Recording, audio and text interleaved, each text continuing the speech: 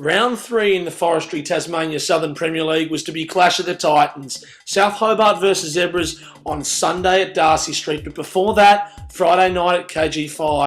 And we saw Glenorchy Knights battle Newtown Eagles. Knights, of course, desperate for a win, with their coach Chris Hay in some real trouble early on in the season. Eagles had been off to a flyer with 2 in a row, searching for their third. Peter made a good save early, but that was perhaps to be the best of the opportunities for him throughout the game, as Newtown Eagles sought to take control of the game.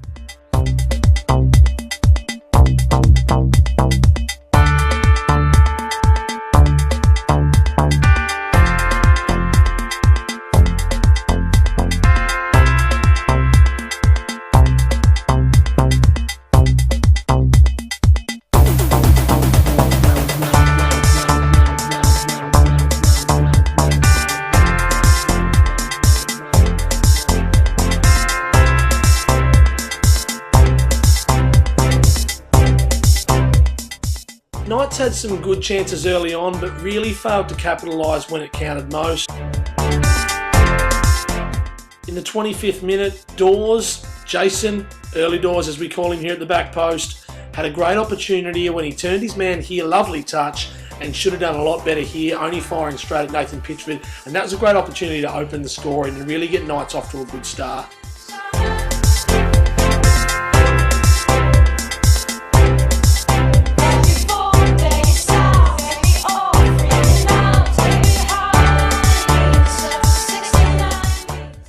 Round 2 Friday, Chris Hay spoke about the need for his players to show some heart, and he'll be heartened by Griffin's fight here in stopping McEwen. Great tackle, and the young Harry Potter fan was in good touch for Knights, and it'll be interesting to see how he progresses throughout the season.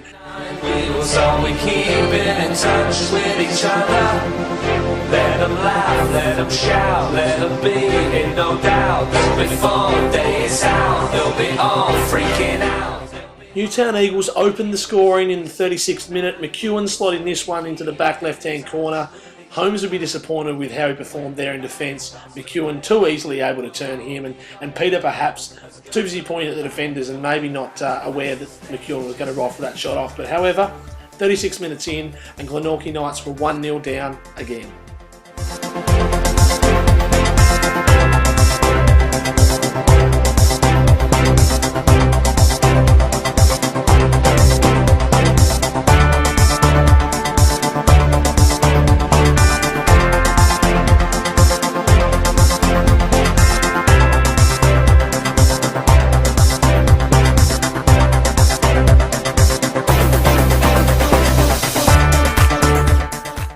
Just 6 minutes later, and Knights were level again.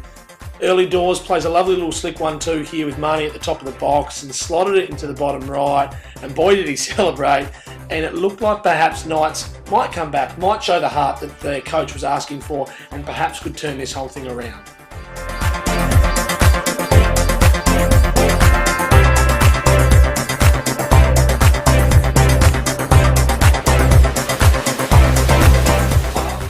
Stayed that way throughout half-time. They went into the sheds at 1-1, and I'm sure Chris Hay had some stern words for his players. Liam Scott was a substitute to come on for Newtown Eagles in the second 45, and it was interesting to see how he was going to fare in his first outing for his new club, the third in 3 years.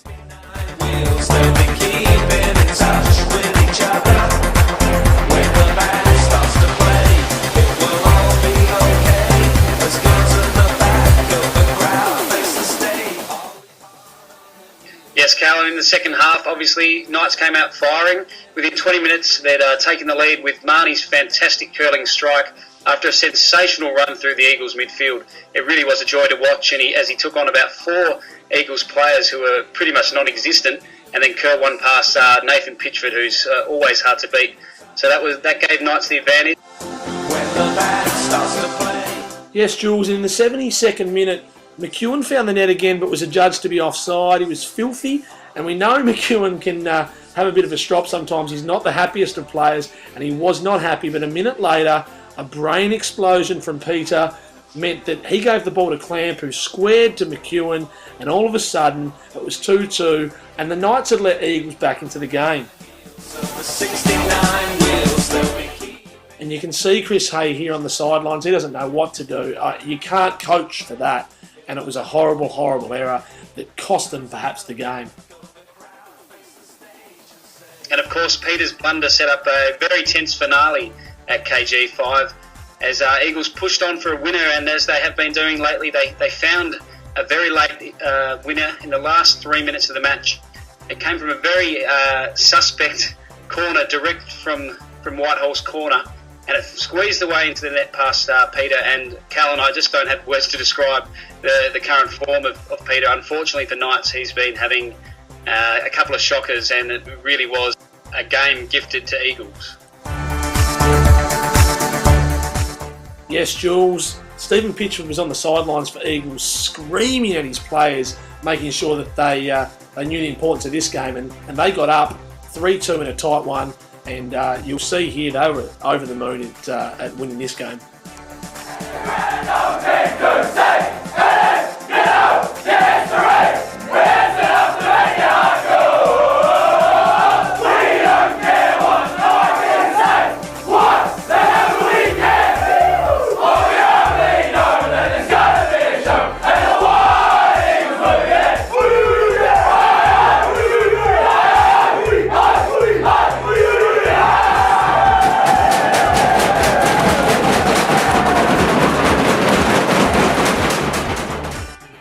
Very disappointed tonight. I thought we played well enough to beat Eagles, and in fact I think we lost it as opposed to Eagles winning with just silly mistakes. Definitely the 2 goals in the second half were from our mistakes, and even thought the first goal was an error which allowed McEwen one-on-one with Holmesy. Quality finish obviously, but it was just the little things that led up to it. And if you don't capitalise and put goals away, then you don't win games, and that's what happened today, unfortunately.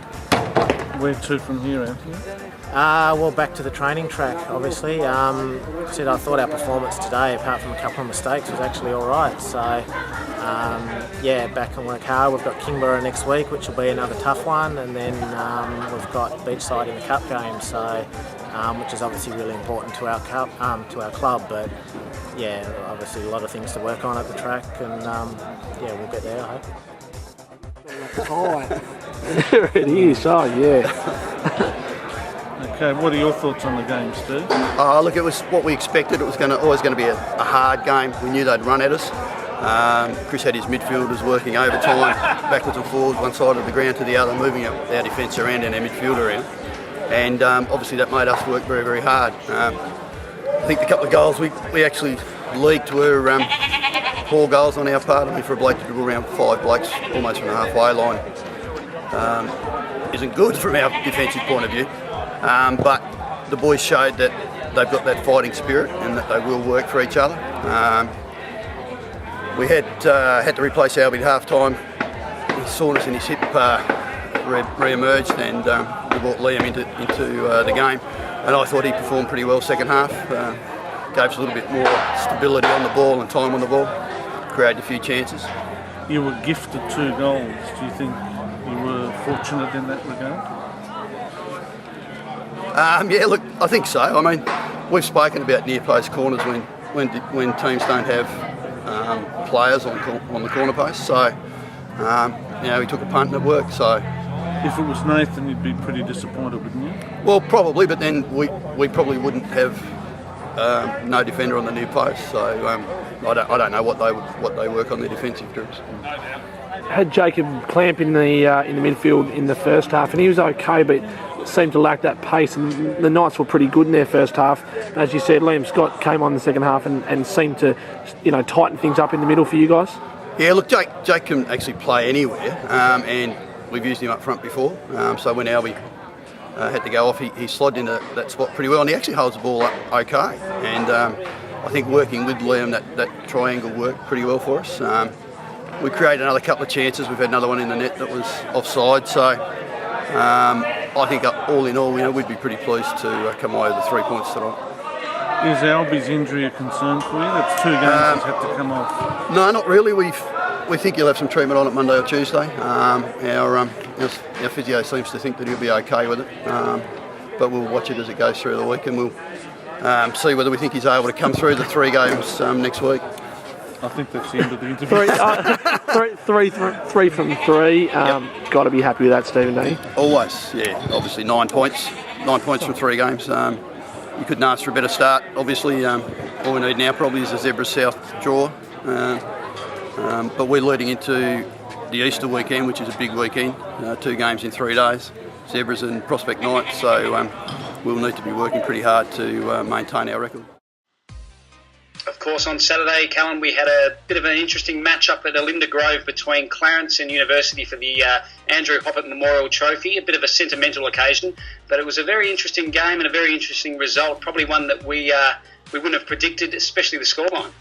Yes, after their performance last week against South Hobart, Jules, you'd expected that University's defence were perhaps up to the task of at least stifling teams' creativity, but it didn't happen at Olinda Grove. They started okay. But they were without big name players, Julian Proud and Pierce in the goals for them, and he was replaced by Rory McCullum, who started the game well, made some really good saves, but unfortunately there's only so much you can keep out. And fittingly, it was Hoppert who opened the scoring for Clarence in the 7th minute.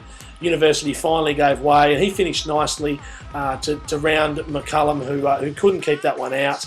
It was a nice finish into the bottom right-hand corner, and that sort of set the tone for the game for the rest of the Saturday, Jules. Yes, Callum, it was a dominant performance throughout from Clarence. They had players at the back such as Matthew Lewis and Grant Malcolm who were just pulling the strings in defence. Obviously, Cairns had another fantastic game, and they doubled their lead in the 24th minute when Nicholson forced home a corner, and it really was all one-way traffic, that game. Obviously, University were really lacking a focal point up front in the absence of Julian Proud, and maybe when Peace comes back in goal, we might see Rory McCullum, who top scored for University back in 2009 as a striker. Maybe they'll utilise him up front. Yes, without Proud up front for University, there was no focal point, Jules, and that meant that Malcolm and Lewis, to an extent, could just dictate play from the back for Clarence. They didn't have anyone playing on their shoulders, and it really gave them some licence. And unfortunately, it meant that there was just no pressure. There were a few good, desperate attempts by McCullum and some of the University defenders to really stem the tide, but it didn't do anything, and in the second half, Sekiris had an absolute field day. So it could have been more at half time, but 2-0 was the score, and it was a slender lead, but Clarence managed to build on it in the second half. But at half time, we did see Benny Hamlet, and unfortunately for him, he's had some bad news throughout the week. He tore his ACL in a practice match, and apparently his meniscus has also been torn, and he's copped a bit of a depression fracture as well in his knee. So unfortunately, it's probably going to be a lot of time on the sidelines for Ben, and our thoughts go out to him, and quick recovery hopefully for him. But Clarence, it seems, has found a goal scorer in Emmanuel Sekiris. His quick-fire hat-trick in the second half. He managed to score 3 goals in a 4-minute spell, which is fantastic. His first one came from a pass from Karras, who appears to be having a bit of an impact for Clarence in the midfield. A few seconds later, or 2 minutes later rather, he was able to score again, and then obviously his third from a tight angle was an excellent display from Sekiris. No surprise, Jules, that we missed 2 of those goals, and we do apologise to Sekiris for that. So at 5-0 after Sekiris' hat-trick, it was all plain sailing for Clarence, but unfortunately they did have a little bit of a concern when Cairns went off with an injury. He appeared to roll his ankle, but we were told after the match that it wasn't serious and he should be right for the match against South Hobart. But between the 5th and 6th goal, there actually was a 23-minute period where there were no goals scored. But in the 81st minute, a corner was floated across from Hoppert, and there was a push in the back, and Ivan Jozelic pointed to the spot. And fittingly again, Hoppert stood up as captain and converted. Sekiris then scored another, and it finished 7-0.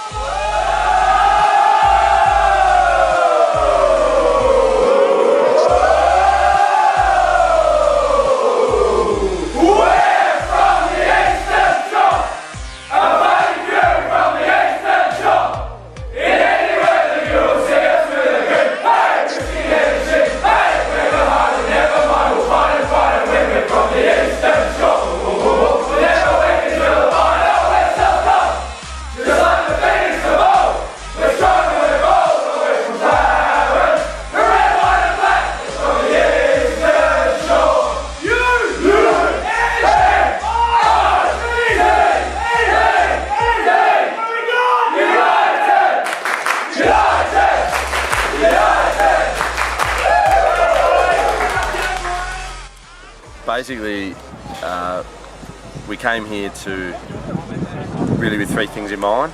Obviously, to get a win, to keep a clean sheet was very important, and the most important thing was to the shield, keep hold of the shield for Hoppet.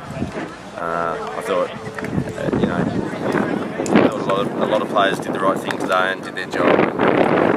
I thought we didn't deserve to be 2 down at this stage, but we were, and to their credit, they just played good football and won the game well. So happy with the performance of Sekiris up front. Obviously, a 4-minute hat trick was pretty impressive.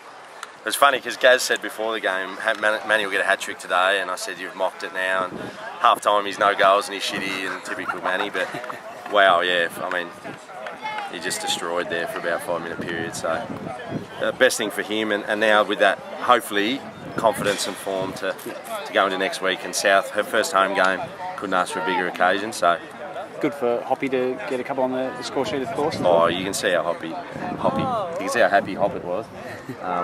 It means a lot to win this game, and I thought that last one for him to give that last one to Manny, it really shows the sort of guy Hoppy is. He could have gone for his hat trick, but he went to give Manny the certain goal. So it was good. And Cairns, what's the issue there? Oh no, a really light roll, just rolled on over his ankle. Just all reports there, no swelling. So I reckon he'll be back training Tuesday, no problem. Because he'll obviously be an important player next week against South. Oh yeah, be nice to have him. He's still out of form. We know he's capable of a lot, but he still hasn't scored goals. Where mind you, he said when he first came that he's not a big goal scorer. So as long as he's setting them up for other blokes, we're all happy. Oh, both, yeah. The scoreline not so much, but the performance was absolutely shocking. We weren't in the game at all today. First 10 minutes we came out on fire, but after that, very flat-footed. Defence let us down quite a bit today. Quite out of shape. Clarence wanted it more than we did, and it's not good enough. A bit disappointing, I guess, after the first 2 performances, which were quite good. Yeah. Of course, we wanted to build on that momentum, and obviously today we certainly didn't do that. So we're going to have to bring it back into the training field and have a look where we went wrong and build on it. That's what it's all about. I mean, teams have bad days and good days. That was a very bad day for us. So so we bounced back, I suppose, it counts. Is it partly due, do you think, to that loss of Proud up front and I guess the leadership he displays for your guys? Well, I hate mentioning, loss of key players, but, we had a number of players out today. Anyone that knows the squad and saw the squad last week and the week before would have counted 4 players that weren't there through various reasons. Proud is injured. A couple of boys are interstate with work commitments, and one's away, family commitment. But look, you've got to have depth in your squad. All squads have got the same problem as what we have, but it shows. If you lose 4 key players, your squad is totally different, and that showed on the park today. So hopefully next week the players are back and we can turn this around. It's early days yet, game 3. What are your thoughts on that 4-minute hat trick? It was about 4 minutes. Yeah, you got it. Oh jeez, yeah, makes me feel better now. I know, it's just more happy that we got the win, to be honest. What are your hopes this season in terms of goal scoring? Hopefully win it. The Golden Boot? Yeah, I'd like to win that, but more importantly, the club win the league. Obviously, after 2 losses and now you've got your first win of the season, it must be a bit of morale in the camp at the moment? Yeah, a bit now, so we're going to go in and sing it loud. So. I get you. I get you. I get you. I get you.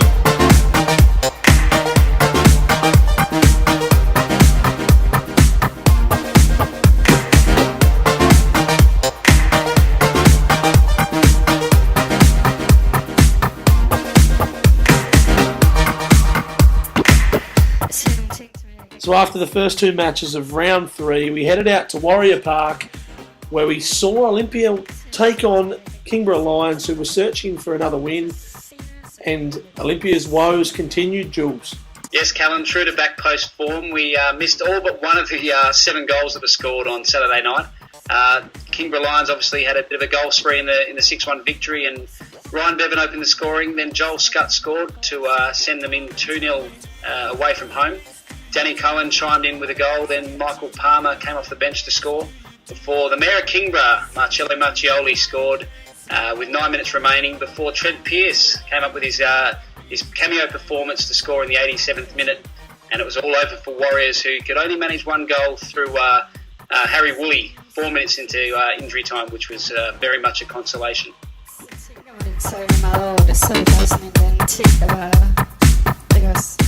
And of course, Jules, that left Warriors on the bottom of the table, worrying signs again for them this year, and they'll be hoping that they can start to convert some of their early good starts in games into a win.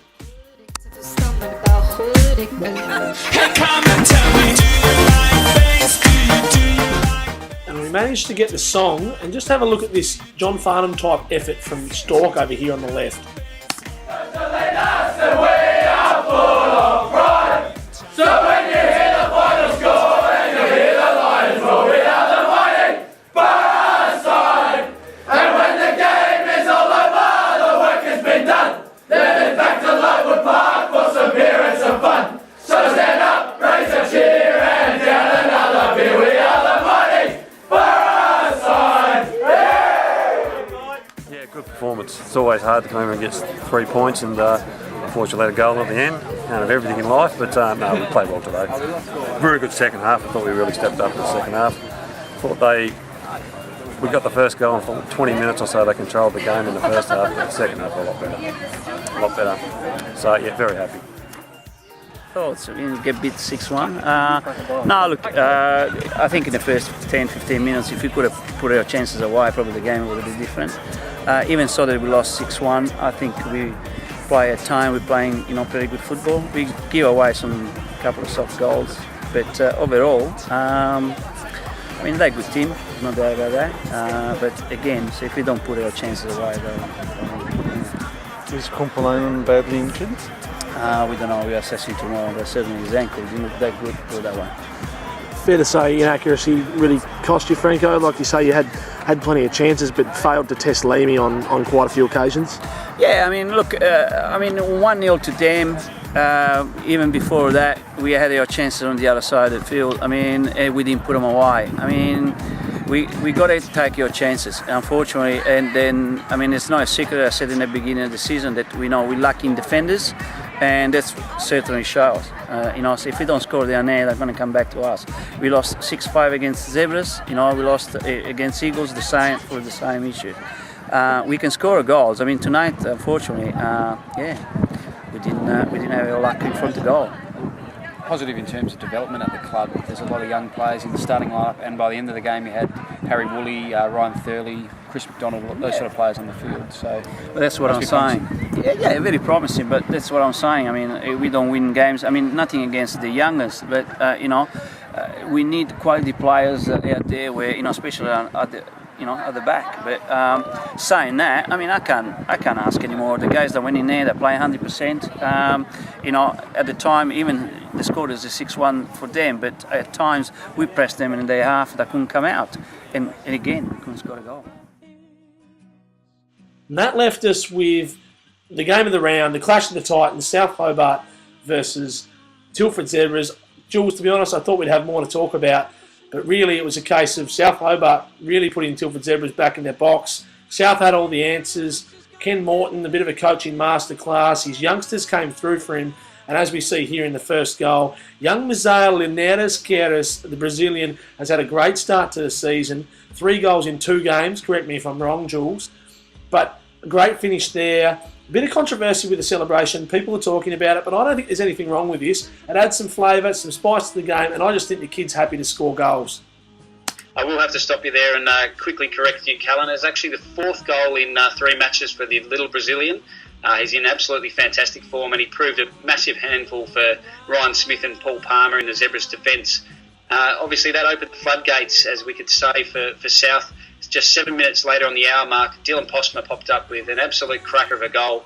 The ball was the Zebras failed to clear the ball out of defence, and then Postma just knocked an absolute screamer into the top corner past Minty. Yeah, Jules, and you would have thought that perhaps that would be goal of the round, and perhaps even just, putting it simply, goal of the game. But it wasn't. As you say, a perfect turn and strike here. Instinctive, just really latches a hold of it. It dips, it had speed, and Minty had no chance. You know, there was not an opportunity for him to stop that goal. But really, the issue there was Zebras just failing to clear the ball. And of course, we saw the galloping come out again. Look, again, I just think the kid's happy to score. These are young boys. People have questioned their ability, and in this game, they really stepped up and proved that they're the real deal, Jules. Yes, Cullen, that was 3-0 after Posma ran home a third under Minty. Again, Zebras failing to clear a bouncing ball when substitute Jordan Muller was unable to head a bouncing ball clear, and then Paul Palmer couldn't catch Posma as he tucked it under Minty. Yes, Jules, it was another good finish from Posma. Strange celebration there. I'm not sure exactly what that sign is, but the young South boys seem to get a bit out of it. But again, Zebras failing to deal with clearance, failing to deal with the bouncing ball, and Posma slotted it nicely under Minty. Palmer had no chance, and that was the game sealed. Little did we know that Andy Brennan, the birthday boy on Sunday, would pop on for a cameo. I questioned initially him coming on. Why risk him? I said to you, Jules, I think on the sidelines, ridiculous when they're 3-0 up. But he obviously wanted to play. Morton said he had a fitness test and was able to play, so he came on with about 8 minutes to go, and he scored perhaps one of the best goals I've ever seen in a live game, and that's including English Premier League, Champions League, A-League. It was an absolute cracker from about 35 yards out. Most people at the ground, I think, would say that it was an absolute delight. He was so excited, and it was just great to see all the youngsters get around him on his birthday, Jules. Yes, Cal, Brennan's goal was an absolute peach, and it really rubbed salt into Zebra's wounds, who were very disappointed, and Eamon Kelly shouldered the blame for the defeat at the end of the game.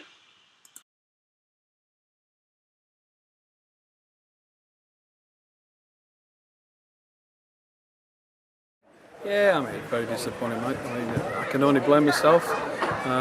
You know, the responsibility's got to be shouldered on somebody. It's got to be shouldered on me. The team was completely underdone this week. But you know, that's football. We got injuries galore. We had sickness galore. But not making any excuses, taking it away from South Hobart. They deserved the result. They were more hungry than what we were. They were first to the ball, and yeah, they got the result they deserved.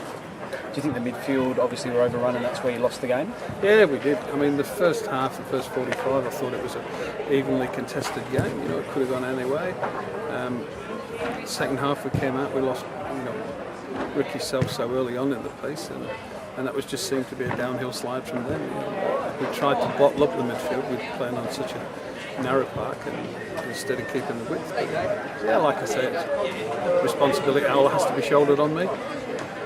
To talk of injuries, I guess Brasendale, when he came off, that was an injury? No, it wasn't. It was more of a precaution than anything, and tactical. I thought Azza played reasonably well for the injury he's been carrying. You know, I mean, he's been training well, so he was certainly prepared and well for today. But yeah, it was just a precaution more than anything. You know, we had Ryan Smith, Luke Wilcox, Henry Fagg. The list goes on and on and on that we're all sick as dogs before the game, but like I said, it's no excuse.